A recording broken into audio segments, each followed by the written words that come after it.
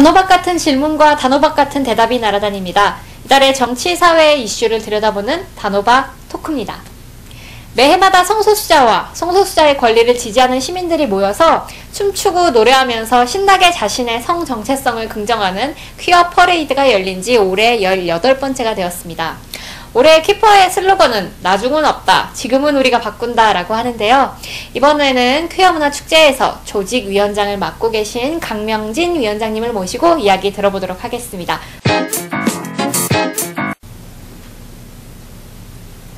정당 가입은 어디로 여기 계십니까? 무정당입니다, 지금은. 네. 예, 제가 사전에 여쭤봤는데요. 무정당이시라고 하십니다. 아직까지 정당에 가입하지 않으신 강명진 위원장님, 본인의 소개와 자기소개와 더불어서 퀴어문화축제에 대한 소개 좀 부탁드립니다. 네, 안녕하십니까. 저는 강명진이라고 하고요. 예, 올해 2001년부터 퀴어문화축제 준비를 하고 있고요. 올해로 대표를 맡은 지는 8번째 해가 된 것 같습니다. 그리고 열심히 지지할 정당을 찾고 있는 강명진이라고 합니다. 반갑습니다. 굉장히 오래 하셨는데요. 그러게요. 네, 대표도 오래 하시고 네. 본인이 너무 장악하고 계신 거 아니라는 비판을 안 받으십니까? 저는 그런 생각 한 번도 해본 적 없는데 8번이나 대표를 하셨다고 하니 네. 갑자기 궁금해지네요. 그만하고 싶어요. 아니, 그만큼 오래 계신 만큼 퀴어문화축제의 역사를 좀 알고 계실 텐데 쭉 읊어주시겠어요? 사실은 작년 퀴어 퍼레이드는 저는 굉장히 크고 막 너무 멋있어가지고 네. 참가하는 스스로도 막 가슴이 뛰었는데요. 네. 사실 맨 처음에는 그렇게까지 크진 않았다고 들었습니다. 네. 첫 회 행사는 사실 저도 모르겠어요. 하는지조차 몰랐었어요. 사실은. 그때는 저도 이제 막 이른바 속칭 데뷔라고 하죠. 그 하기 막 전이었던 것 같아요. 그리고 이제 알고 있던 정체성을 이제 스스로 이제 바깥에서 스스로 내가 이제 내 아의 정체성으로서 살아가야겠다라는 마음을 먹고 사람들을 좀 만나기 시작하면서 이제 교류를 시작하고 이른바 말하는 사회활동 혹은 활동이 이제 시작되게 되는데 저는 그냥 그렇게 나와서 바로 축제 준비를 했던 것 같아요. 참 잘 풀린 건지 안 풀린 건지 모르겠는 모호한 형태인데요. 어쨌건 그렇게 돼서 그래서 저는 2회 행사부터 준비를 시작을 했었어요. 당시 퍼레이드 한 100명 정도? 100명, 150명 정도 계셨었고요. 원칙적으로 모든 종류의 사진 촬영을 금지했었고요. 아, 그렇군요. 네. 왜냐하면 이유가 있나요? 왜냐하면 사실은 그때가 2001년인데요. 그러니까 뭐 우리가 90년대 넘어서 가면서 이제 사회가 많이 변화를 하고 이른바 개인의 자유에 대한 인식들이 많이 이제 이렇게 강화된 건 사실이었는데 인권이 강화되기 시작하면서 이제 그에 비해서 또 성소수자로서 자신을 사회에 얼굴을 드러내는 것 혹은 내가 성소수자다라고 드러낸다라는 게 이제 내 자신에서의 사회로서의 해방감으로서는 상당히 중요한 의미이긴 한데 이제 그것이 이렇게 사진이나 영상이나 다른 자료로서 사회에 돌려진다라는 거는 그 참가자분 혹은 이렇게 스스로 나서신 분들에게 또 하나의 위험이 될 수 있는 요소가 될 수도 있었어요. 그렇기 때문에 그당 초창기에는 사진 촬영을 원칙적으로 금지를 했었죠. 그렇군요. 사실 이렇게 더듬어 보면 옛날에는 이렇게 선글라스 끼고 혹은 마스크 끼고 참여했던 참여자가 많았던 것 같아요. 혹시 시간이 지나면서 퀴퍼가 어떤 양상으로 좀 바뀌었는지 설명해 주실 수 있으시겠어요? 퍼레이드는 아무래도 사실상 규모 자체가 참가자의 규모가 점점 커질 수밖에 없었던 것 같아요. 왜냐하면은 그 퍼레이드라는 게 사실 그냥 뉴스나 신문에서 봐왔던 것들이었어요. 아, 외국에선 이런 것도 있다더라. 아, 그냥 한국에도 이런 게 있었으면 좋겠다. 부럽다. 네, 정도의 것이 어느 날 이제 시작이 된 거죠. 그래서 그 참여자분들이 늘어나는 만큼 그 2배 수가 주변에서 구경하시는 분들이 늘어나셨던 것 같아요. 특히나 청계천변 쪽에서 한 4년 정도 행사가 진행됐었는데 근처 카페에 보면은 빼곡하게 사람들이 앉아있어요. 보려고요? 네. 앉아가지고 커피 마시면서 올해 행사는 몇 명이 누구 참여하고 몇 명이 참여해서 어떻게 참여하고 이걸 이렇게 지켜보고 가시는 거예요. 아직은 스스로 참여하기에는 조금 부담스러우셨던 분들이 이제 그렇게라도 스스로에 대한 위안 혹은 스스로의 그 아직 억눌릴 수밖에 없었던 욕구를 좀 풀고 가시는 그런 효과는 있었던 것 같습니다. 그러면 시간이 지나면서 점점 많은 시민들이 지금 참여하고 있고 올해는 거의 6만 명이 참여할 것으로 예상하고 계시다면서요? 네, 예상이죠. 네. 전 그 정도 참여할 것 같아요. 사실 젊은 층들, 그러니까 젊긴 하십니다만 더 젊은 20대를 준비해오는 사실 동성혼에 찬성하는 것도 거의 한 70% 넘게 막 육박하고 있고 제 주변만 봐도 동성애를 반대한다는 그 왜 문재인의 발언을 보고 막 다들 화들짝 놀라면서 저렇게 나이 드신 분이었나 봐 이런 얘기를 하기도 했었는데요. 뭐 아무튼 뭐 퀴어 문화 축제라는 게 사실 뭐 그 처음 초창기 때도 그랬고 사실은 지금까지 여러 힘든 일이 좀 많았을 거라고 여겨지는데요. 혹시 준비하면서 가장 힘들었던 점이 무엇이었나요? 일정과 장소의 확정이 너무 촉박하다라는 거예요. 사실상 그러니까 참여인의 규모가 작든 크든 이제 외부에서 진행되는 행사를 준비한다라는 거는 참여하실 분들에게 계속 안내를 해야 되고 그리고 또 그분들도 준비를 할 충분한 시간이 필요하고 이제 또 행사 규모가 점점 커지면서는 이제 한국뿐만 아니라 해외에서 같이 연대하거나 응원하러 오시는 분들도 많이 계시는데 이분들에게 안내를 할 수 있는 타이밍이 너무 촉박한 거죠. 그러다 보니까 사실상 그 외부에서 진행되는 문화 행사를 준비하기에는 아주 큰 리스크로 작용을 하고 있는 것 같아요. 그러게요. 그 제가 며칠 전에 기사를 봤을 때도 지금은 확정은 됐습니다만 며칠 전 기사 봤을 때만 해도 그 혐오 세력이 너무 큰 반대를 심하게 했기 때문에 서울시에서도 총괄부였나요? 총무부죠. 네, 총무부가 그 공원을 사용하는 것을 허가하지 않고 결국에는 한 달이나 미뤄서 계속해서 끊임없이 힙합 축제 준비팀이 이야기를 했기 때문에 지금 통과가 된 걸로 알고 있는데 혹시 뭐 서울시의 이 행정의 무능력함에 대해서 좀 해주고 싶은 말씀이 있으신가요? 가끔은 총무부가 맞는 것 같아요. 정확한 명칭은 이제 광장을 관리하시는 사용을 관리하시는 분이 이제 관리하는 부서가 총무과인데요. 가끔은 조금 안쓰럽기도 해요. 온갖 종류의 민원에 다 시달리시고 그거를 스스로 감내하셔야 되니까 근데 이젠 받아들이신 것 같기는 해요. 이제 현장에서 만나다 보면 근데 그 민원이 계속 쏟아지는 거는 아닐 거예요. 근데 어쨌거나 행사를 마치고 나면은 이제 여기에 대한 조직된 항의 민원이 좀 들어가고 있는 걸로 저희는 알고 있고요. 어디에서 하는 거죠? 조직된 정확하게 실체를 밝히긴 좀 어려운 것 같아요. 하지만 우리는 누구나 추측 가능한 실체이긴 하죠. 저 누군지 알 것 같습니다. 네. 그런 것 같긴 한데요. 네, 그러니까 우리는 흔히 그래서 딱히 지칭할 말도 딱히 없어서 그냥 그쪽에서 온다 뭐 정도로 다들 그냥 그렇게 이해를 하고 있는 것 같아요. 네. 근데 작년에 그러니까 뭐 조례를 개정해야 한다. 지금 서울광장을 사용할 수 있는 사용 조례를 보면은 신고제예요. 정확히 얘기하면 허가라는 표현이 적절하지는 않기는 해요. 그리고 서울시에서 굳이 허가라는 표현을 안 쓰려고 노력을 하고요. 그쵸. 네. 근데 원칙적으로 그렇다면은 수리가 되어야 맞고 접수가 되면은 그냥 사용을 내주면 돼요. 그쵸. 근데 이거를 굳이 시민위원회를 개최하겠다고 올리고 조례에 굳이 명쾌하게 명문화되어 있지 않음에도 불구하고 이유를 갖다 붙여서 시민위원회에 올리죠. 그러니까 결국은 뭐 몇 가지 이유가 있는 것 같아요. 이렇게 많은 민원들이 이른바 민원이라고 칭해지는 것들이 들어오는 거에 대해서 우리가 이만큼 노력을 했다라는 게 좀 필요했을 수도 있고요. 혹은 정부 혹은 시이면 시, 중앙이면 중앙에서 명쾌한 가이드라인이 없기 때문일 수도 있어요. 그러니까 보편적 인권의 보장을 위해서 나아갈 방향은 어떻게 나아가야 하고 우리가 일을 하면서는 어떠한 방향이 필요하다라는 건 사실은 정치를 하시는 분들 혹은 시정을 운영하시는 분들, 국정을 운영하시는 분들이 조금 가치관을 정립하시고 조금 제시를 해주셔야 이렇게 일선에서 일하시는 공무원분들 그리고 그분들하고 우리 같이 일을 해야 되는 우리 시민사회단체들 서로 일하기가 서로 수월하기도 하고 어느 정도의 그 합을 맞춰가기도 되게 좋거든요. 근데 이게 없는 거예요. 그러다 보니까 각자 혼선이 생기는 거죠. 어떻게 대처를 해야 될지도 모르겠고 어떻게 해야 될지도 모르겠고 예전에 비해서는 그나마 일선에서 마주치는 분들이 많은 분들은 그냥 퀴어라는 걸 이제 아세요. 뭔지 네. 전화를 드려서 퀴어 문화 축제 조직위원회 전화를 어디요? 그래서 예, 퀴어 문화 축제. 아, 퀴어요. 라고 아세요. 그리고 이제 단순히 퀴어라는 이유로 무조건 배척을 한다거나 혐오성 혹은 차별적인 발언을 하면 안 된다라는 인식 정도는 생기고 있는 것 같아요. 그건 좀 다행이네요. 네, 약간의 변화인 거죠. 나이 드신 분들도 그러신가요? 그분들하고 저희하고 일선에서 마주치지 않아서 모르겠어요. 저는 혹시 개거처럼 하셨나? 네. 조금씩 바뀌어 가시는데 이제 그게 일선 분들하고는 확실히 이제 계속 몇 년째 접촉을 하다 보니까 그런 것 같아요.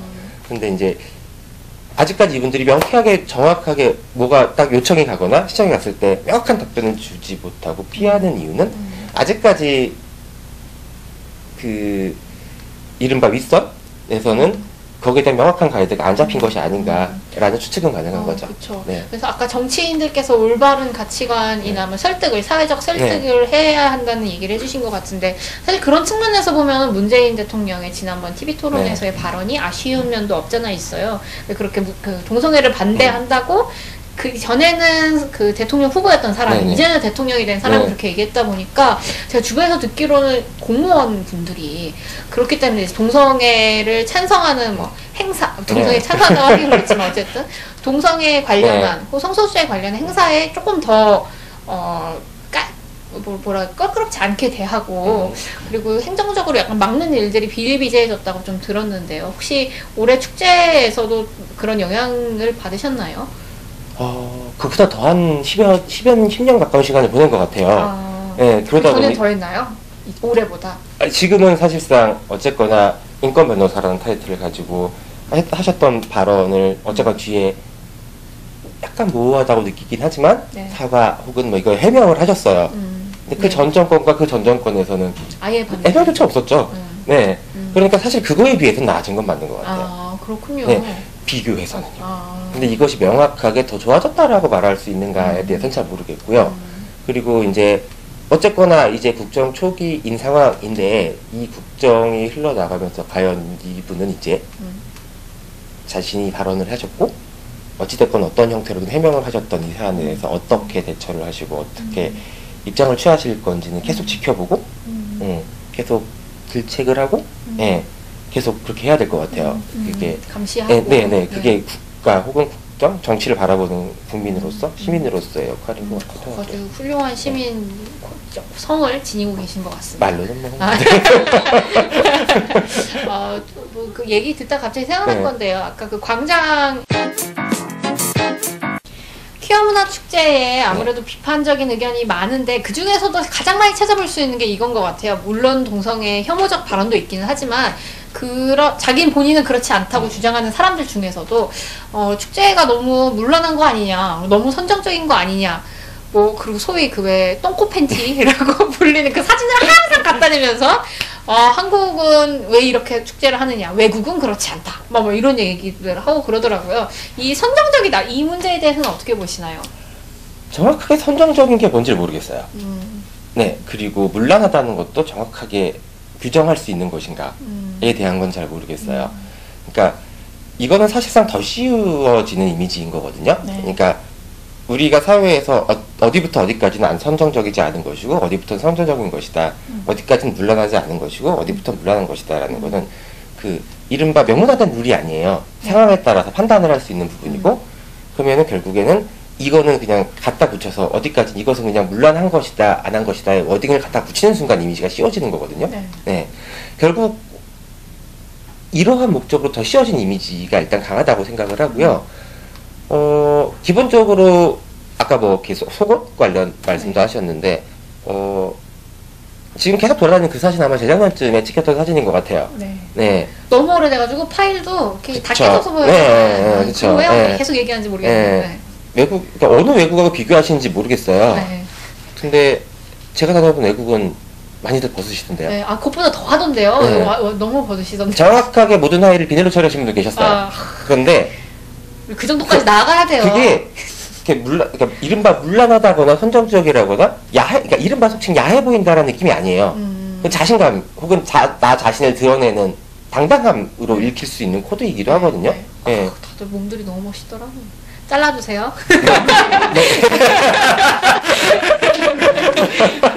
근데 다른 면으로 생각해보면 왜 롯데월드, 막 에버랜드 이런 데에서 삼바 축제 막 이러면서 여자들이 다 막 비키니 입고 나가지고 막 삼바춤 추잖아요. 그건 문란하다고 얘기 안 하면서 왜 이상하게 왜 남성들이 오히려 남성들의 벗은 몸에 대한 혐오감을 더 많이 느끼는 것 같아요. 고추 축제 가보시면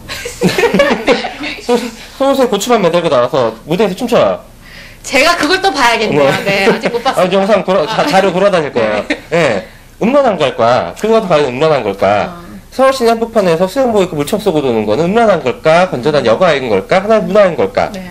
어떻게 제목을 붙이냐에 따라 달라지는 문제인 것 같아요. 네. 그리고 사실 제가 본 그 퀴퍼는 오히려 더 했으면 좋겠다지 너무 물란해서 못 가겠다 이런 정도가 아니었던 것 같아요. 이것이 물란하다 아닌가는 결국에는 어떤 이미지를 계속 이렇게 보여지는가의 문제거든요. 그러니까 어떤 사진을 어떤 특정한 이미지와 특정한 사진을 계속 보여주고 그걸 계속 의도적으로 밀어내는 순간 모든 사람의 의식 속에는 그게 각인이 되잖아요. 그러니까 100명 중에 한 명이 네. 그럴 수 있겠지만 네. 그게 마치 100명 모두 다 그런 네. 것처럼 얘기했었을 그쵸. 때의 이야기입니다. 사실 이건 의도적으로 사진이 만들어져서 예, 뭐 그건 어쨌거나 그분이 현장에 계시긴 하셨겠지만 예, 만들어져서 아마 계속 이렇게 유포가 되는 형태인 거죠. 그러면은 사실상 그렇다고 이게 선정적이고 이 행사가 문제있기도 한데 이 행사가 어떤 행사이고 정확하게 현장 분위기가 어떠고 어떠한 사람들이 와서 어떻게 즐기고 있는지에 대한 사진 찾아보진 않아요. 왜냐? 굳이 관심은 없거든요. 거기까지는. 맞는 네. 말씀이네. 네. 올해 좀 처음으로 국가인권위원회가 그 국가기관은 국가기관으로서는 네. 처음으로 이 퀴어문화 축제에 참가한다고 얼마 전에 기사가 떴더라고요. 이건 상당히 사실은 지금 시점에서 확실히 환영할 일이고 전향적인 일이고 맞는 것 같아요. 그리고 또 사실상은 이제야 이렇게 참여할 수 있게 되었구나라는 것도 사실은 어떻게 보면 안타까운 일이기도 해요. 주한미국 대사관 같은 경우에는 몇 년 전에도 막 참여하고 그랬어요. 네네네. 그러니까 이른바 결국은 어떤 가치를 내걸 것인가의 문제인데요. 그러니까 그 국가인권위원회가 왜 출범이 되었고 이것이 가진 고유의 성격은 무엇인가를 생각했을 때는 분명히 국가인권위원회는 예전부터 거기에 대해서 같이 참여를 하고 성소수자가 위험할 수 있는 상황이고 이런 거에 대한 액팅을 같이 해주면서 거기서 같이 움직여줬어야 되는 게 맞는 거죠. 그렇죠. 네, 근데 아직까지 못 이루어지다가 지금이서라도 이루어진 거는 너무나 환영할 일이고, 네, 반가운 일이긴 하죠. 그러게요. 이번 기회를 좀 시작 삼아서 네. 정부기관이 국가인권위원회가 많은 지지와 이런 보호를 해줬으면 좋겠다는 생각이 드네요. 그럼 퀴어 운동을 좀 하시면서 가장 많이 들으셨던 어처구니 없는 이야기가 있으신가요? 예를 들어 뭐 제가 가장 많이 접하는 어처구니 없는 말로는 뭐 말하기 좀 더럽습니다만 학문 선교를 하면 뭐 학문이 늘어나가지고 뭐 기저귀를 차야 된다. 아주 좋아요. 그리고 에이즈가 걸리는 건 다 걔네 때문이다. 그리고 뭐 너희 인권만 있냐? 나도 인권이 있다. 뭐 무슨 인권 얘기하는지 모르겠지만 내가 보기 싫으니까 안 보면 돼요. 안 보면 되는 걸 왜 굳이 쫓아와가지고 이럴 수가 없어. 나도 인권이 있다. 뭐 이런 얘기 하시는데 들어보셨던 혹시 제일 어처구니 없는 게 있는지 혹시 뭐 제가 말했던 것 중에 어처구니 없는 게 있다면 가장 어이없는 건 사실상 누군가 그러니까 어떠한 것에 대해서 자신의 호불호 의견을 가질 수도 있어요. 근데 그거를 누군가를 공격하고 혐오하는 것이 자신의 마치 권리인 양 표현하는 것 자체는 사실상 그러니까 자유와 권리가 어디까지인가에 대한 게 전혀 안 잡혀 있다라는 이야기죠. 모르시는 거죠? 네. 권리가 뭔지 모르시는 거죠. 이 한국 사회 교육이 문제인 것 같아요. 맞습니다. 네. 교육으로까지 거슬러. 네, 어쨌건 그래서 거기에 대한 왜 내가 누군가를 공격할 권리가 있다라는 거는 그 어디서도 성립될 수 없는 거거든요. 근데 그걸 마치 자신들의 권리냐? 그리고 누구나 자신의 신념을 가져요. 네. 신념을 가지고 세상을 살아가게 되죠. 그 신념을 가진 이유는 자신의 삶을 이렇게 보듬고 잘 만들어가기 위함이지 상대방을 공격하고 누군가를 배척하기 위한 것이 아니에요. 근데 이거를 도구로 활용하는 순간 신념이 그냥 도구가 되는 거잖아요. 그러니까 자신의 신념을 도구로 취급한다는 게 자신 스스로는 괜찮은 것인가에 대한 의구심도 좀 드는 거죠. 민주주의 사회에서 다른 사람의 권리를 빼앗는 신념이라고 하는 것은 존재할 수가 없죠, 사실. 이게 정리가 그분들도 그렇고 관공서를 가도 그렇고 이거에 대한 정리가 전혀 없으니까 그냥 똑같은 게 아까 말대로 민원 혹은 시민 의견의 형태로 그 모든 목소리가 다 들어가 버리는 거예요. 그렇군요. 네. 그게 사실은 차별금지법 이런 것과 좀 연관이 있는 것 같은데 그게 크게 연관이 있다고 생각해요. 네. 법적으로 명문화되어 있다면 사실 그런 식의 차별 같은 것도 막을 수 있는데 아무튼 뭐 조금 이야기 이슈를 좀 바꿔보자면 동성혼 법제와에 관련해서 요새 많이 좀 화두가 됐었던 네, 것 같아요. 네, 특히 대만에서 이제 동성혼이 법제가 되면서 한국에서도 당연히 해야 되는 거 아니냐 이런 이야기들이 좀 나오고 있는데요. 혹시 뭐 동성혼 법제화, 뭐 동성혼 합법화 뭐 이런 두 단어로 쓰이고 있는 것 같습니다. 두 단어가 좀 엄연히 좀 다른데요. 이 두 단어에 대해서 좀 설명해 주시겠어요? 뭐 법으로 금지된 거를 법규내에 들어가는 게 합법화한다라고 해야 되는 거겠죠. 법제화라는 건 법으로 그냥 규정, 그러니까 현행 법 체계 안에서 보장해 주는 거예요. 그러니까 지금 동성 간의 결합이 법문상으로 불법으로 되어 있는 건 아니거든요. 그렇죠. 그냥 없는 거예요. 동성애도 불법이 아니죠. 네, 없는 거예요. 그리고 관행상 그동안 흘러왔던 관행상 거기에 대한 접수가 행정적으로 절차가 진행이 안 되는 것뿐이죠. 근데 이거를 진행이 잘 될 수 있도록 보장해주는 법률이 제정되는 것. 그래서 그러면 그거는 동성혼의 법제화라고 표현을 할 수 있겠죠. 그래서 지금 가장 중요한 거는 거기에 있는 것 같아요. 왜냐하면 사실 결혼이라는 게 사실 개인의 선택이라고 생각을 해요. 누군가는 결혼을 원할 수도 있고 원치 않을 수도 있어요. 근데 결혼을 원하는 누군가는 내가 누구든 상대방이 누구든 내가 어떠한 지위에 있든 내가 경제적 상황이 어떠든 그 모든 것에 구애받지 않고 내가 하고 싶은 행위를 할 수 있어야 해요. 그렇죠. 그것이 결혼이라는. 그리고 이 시민사회, 민주주의 사회의 법은 그것을 보장해줘야 해요. 그게 정부와 국가의 의무이자 역할이라고 생각을 하거든요. 근데 지금 현행법이 그 부분이 약간 누락이 되어 있어요. 그러니까 보완이 필요한 시점이죠. 그래서 거기에 대한 보완 책이 하나로서 법제화, 명문화에 필요한 거고, 이게 아주 중요한 이슈가 되는 거죠. 사실 이번에 개헌 이야기도 많이 나오는데 어떤 그 법률가들은 이 개헌 때 성소수자의 권리가 엄연하게 보장되도록 명시화되어 있어야 된다 이런 의견도 있더라고요. 저는 뭐 퀴어 퍼레이드 가끔씩 이렇게 지켜보면 이게 세대 싸움처럼 느껴질 때도 있거든요. 왜냐하면 젊은 막 친구들은 제가 젊은 친구니까 젊은 친구라고 하는데 우리 또래들은 막 그 무지개 깃발 들면서 막 이렇게 춤추고 노래하는데 그 건너편에 있으시는 그 어르신들을 보면 어르신들이 막 화가 나가지고 막 발언하고 막 악마 이야기하고 막 그러시는 걸 보면 이게 정말 이렇게 세대가 다르다 뭐 이런 느낌을 받을 때도 있어요. 그 혹시 뭐 우리 그 이유가 세대 차이가 왜 이렇게 날 수밖에 없는지 뭐 그 이유가 있다고 생각하시나요? 믿음과 신념이 맹목적인가 혹은 이성적 조금 표현이 적합하지 않을 수도 있어요. 그러니까 어떤 형태로 자리 잡는가를 좀 봐야 될 것 같아요. 그러니까 지금 60대, 70대 좀 연세가 많으신 분들의 경우에는 그분들이 이제 성장을 하시고 한참 사회에서 이제 경제 활동을 하시고 하셨을 때의 사회 분위기는 이른바 말하는 독재 혹은 경제 발전 위주의 그러니까 국가 주도의 드라이브였어요. 그러니까 국가가 제시하는 것, 가야 할 길 외에는 속칭 말하는 그 잘못된 길, 배제되어야 하는 것. 가지도 않았죠? 네. 선택하지 않았죠? 그러니까 애초에 그것이 발출되어서는 안 되는 거였어요. 네. 이제 그러한 배경, 사회적인 환경 내에서 60년을 사셨어요. 근데 어느 날 갑자기 사회에 다양한 사람들이 존재를 하고 이런 사람들이 존중되어야 한다고 해요. 그랬을 때 받아들이는 태도는 그 두 가지 중에 하나인 것 같아요.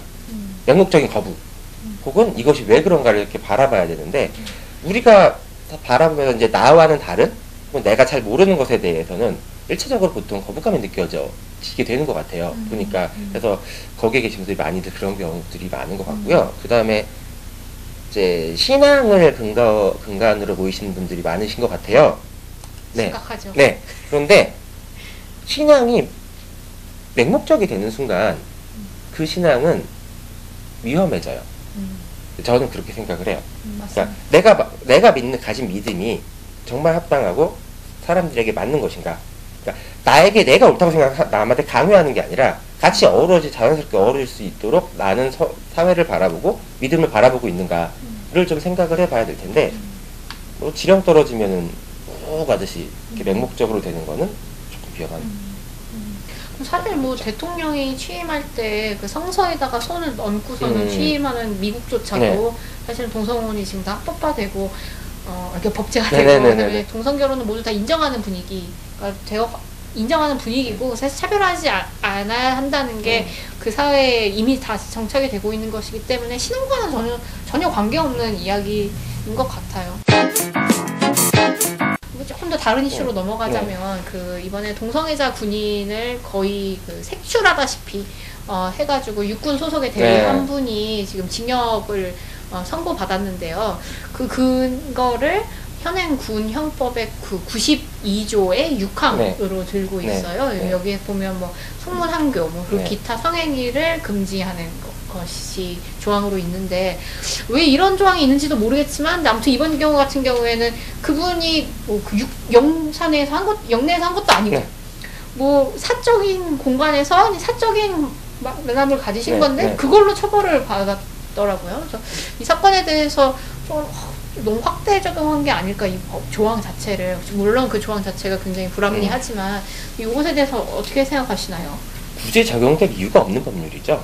사실상 지금까지 거의 사문화되었고 그 폐지를 바라봐야 할 법률이 맞는데 그거를 굳이 지금 시점에서 다시 끄집어내서 굳이 사람들을 이른바 속칭 털어가면서 추적 조사를 해가면서 굳이 적용을 해야 했는가, 무엇을 위해서 해야 됐는가 를 생각하면 사실상 이해할 수 없는 일인 거죠. 기본적으로 그 법률은 기본적으로는 성별을 지칭하지 않는 걸로는 제가 알고 들었던 것 같아요. 아니 왜 법률이 체위까지 관여를 해야 하는가? 그러니까.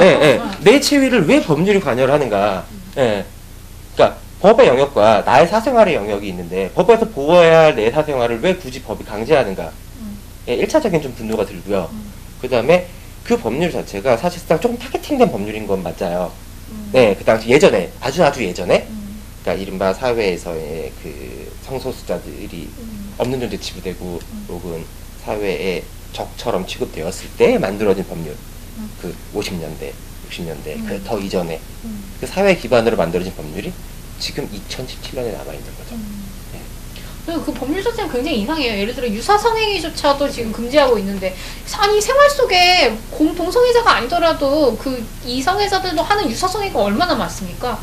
거기에 그거를 다 색출해야 돼요. 오랄 섹스를 했는지 그런 걸 다 이렇게 드러내가지고 그 사람들 처벌을 해야 되는 거죠. 아니 형평성에 따르면. 추행하고 뭐하고 공권 문제 일으켰던 군인분들은 다 무죄하고 뭐 공소 없고 뭐하고. 그러게요. 그래서 뭐 성소수자 운동 진영에서 같이 싸워주고 그래서 뭐 서명도 받고 그랬습니다만 일이 어떻게 진행되고 있나요?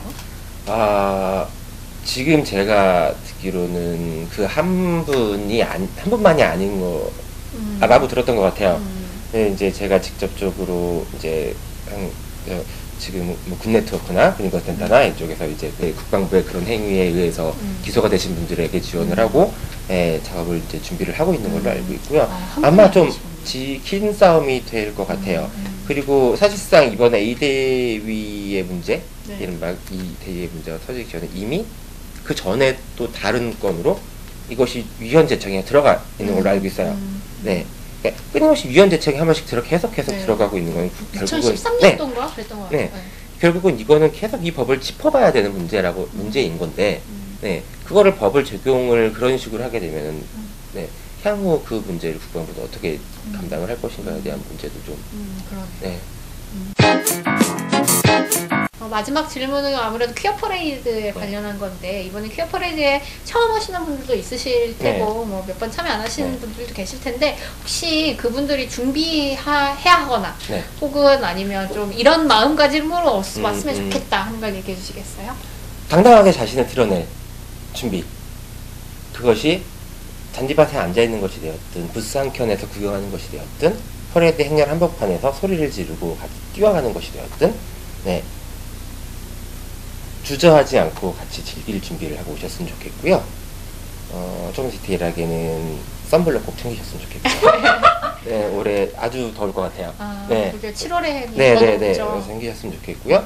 그리고 확실히 예전보다 사회적인 관심도가 높아진 것도 사실이고요. 그리고 그만큼 또 아까 그 속옷 사진처럼 일부러 사진 찍으러 오신 분들도 간혹 계세요. 근데 이거는 이걸 어떻게 구분해낼 수가 없는 부분이거든요. 그러니까 누군가가 나 모르게 나를 촬영한다. 혹은 누군가가 의도적으로 나를 찍고 있는 것 같다. 라고 할 땐 반드시 현장에서 제지를 해주시고, 그리고 그 근처에 있는 스타한테 말씀을 해주시는 걸 분명히 기억을 해주셨으면 좋겠고요. 그리고 혹여 무슨 사건이 있을 때는 반드시 스텝에게 말씀을 해주시면 거기에 대한 대처 방안을 찾아드리려고 노력을 할 겁니다. 많은 시민사회운동 진영에서 모이실 거예요. 같이 부스 참여하시면서 이야기를 나누고 나와 또 다른 사람들이 어떤 이야기를 하는가에 대해서 조금 더 귀를 기울일 수 있는 마음으로 현장에 오셨으면 좋겠다는 생각입니다. 지금까지 퀴어 퍼레이드 그 강명진 조직위원장님을 모시고 이야기 나눠봤습니다. 와주셔서 감사합니다. 네, 감사합니다. 한국에서 가장 큰 성소수자 축제이자 아시아에서 가장 큰 축제 중 하나인 퀴어 페스티벌이 더더 즐겁고 흥겨운 축제가 되었으면 좋겠습니다. 그럼 우리 퀴퍼에서 만나요. 안녕.